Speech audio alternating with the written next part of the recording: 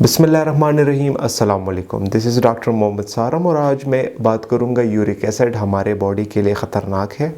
क्या uric acid हर high uric acid का हमें इलाज करना चाहिए? तो इसी चीज़ों पे आज हम बात करेंगे।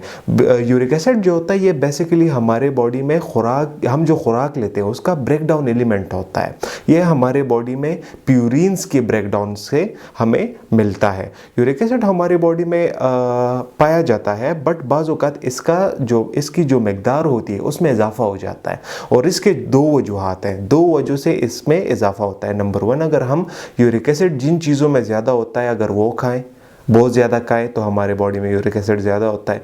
या नंबर टू ये है कि यूरिक एसिड जो excess amount of uric acid होता है हमारे body में वो with the passage of time flush होता रहता है हमारे बॉडी से, यूरिन के थ्रू, हमारे किडनी से, हमारे इंटेस्टाइन से ये फ्लश होता रहता है। तो अगर इस फ्लशिंग सिस्टम में कोई मसला आता है तो ये प्रॉपरली फ्लश नहीं होता, तो जो ज़्यादा यूरिक एसिड होता है वो निकल सकता नहीं है और फिर हमारी बॉडी में एक्सेस अमाउंट में स्टोर होता रहता है। अच्छा, तो अब बात करते हैं मुद्दे की क्या यूरिक एसिड हमारे बॉडी के लिए ख़तरनाक है?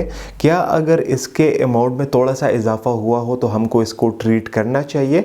तो बाज़ औक़ात होता ये है कि कोई भी पेशेंट या फुल बॉडी एग्जामिनेशन कराता है या इसके साथ कोई और टेस्ट कराता है तो कहता है, सोचता है कि चलो ठीक है मैं यूरिक एसिड का टेस्ट भी करता हूँ, देखता हूँ कि ज़्यादा तो नहीं है, तो उसमें थोड़ा सा ज़्यादा अक्सर यूरिक एसिड आ जाता है तो वो टेंशन में आ जाते हैं, उसका ट्रीटमेंट शुरू कर देते हैं जो कि बिल्कुल गलत है। अगर आपको सिम्टम्स नहीं है, अगर पेशेंट को सिम्टम्स नहीं है या कोई बीमारी ऐसी नहीं है जो कि आपके यूरिक एसिड के साथ मिल के आपको ख़राब करे या आपकी बीमारी को वर्सन करे, तो फिर आपको इसको ट्रीट करने की ज़रूरत नहीं होती।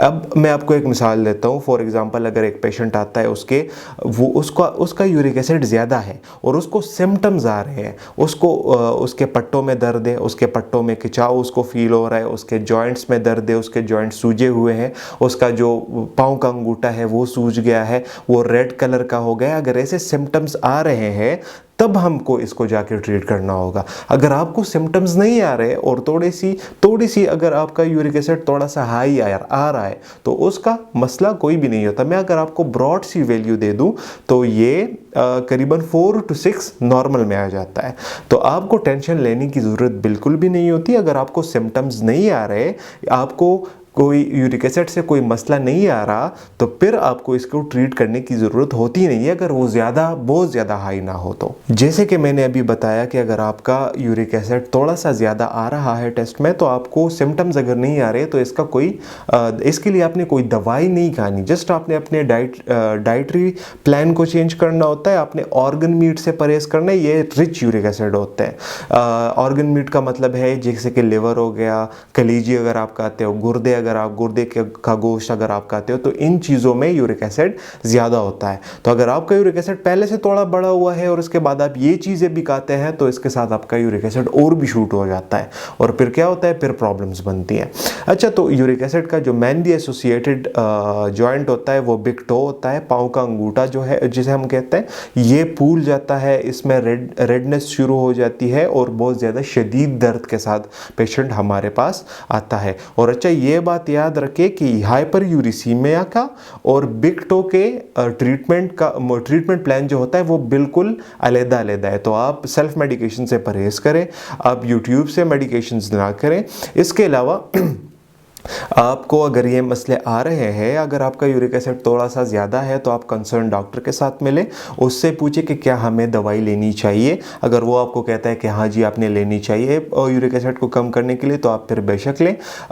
उसके अलावा आपको वैसे ज़रूरत नहीं होती अगर आपको सिम्टम्स नहीं आ रहे तो। अच्छा, इसके अलावा आपने अपने कंसर्न डॉक्टर के साथ मशवरा करना है, वो आपको बेटरली गाइड करेगा। मैं जस्ट आपको समझाने की कोशिश कर रहा हूँ। तो जो भी करना है आपने अपने डॉक्टर के मशवरे के बिना पे करना है। बस जस्ट यही बात अपने ज़हन में रखिए कि अगर आपको सिम्टम्स नहीं आ रहे, आपको कोई मसला नहीं है और जस्ट एक टेस्ट में आपका यूरिक एसिड थोड़ा सा ज़्यादा आ रहा है, तो वो मसला नहीं होता। अगर आपको सिम्टम्स आ रहे हैं तो फिर आपने इसके लिए दवाई खानी होती है। तो आज की छोटी सी वीडियो बस यहीं तक थी। उम्मीद करता हूँ आपको इन्फॉर्मेटिव लगी होगी। अगर आपको वीडियो इन्फॉर्मेटिव लगी है तो वीडियो को लाइक करें, चैनल को सब्सक्राइब करें ताकि मज़ीद वीडियोज़ आपके तरफ पहुँचें।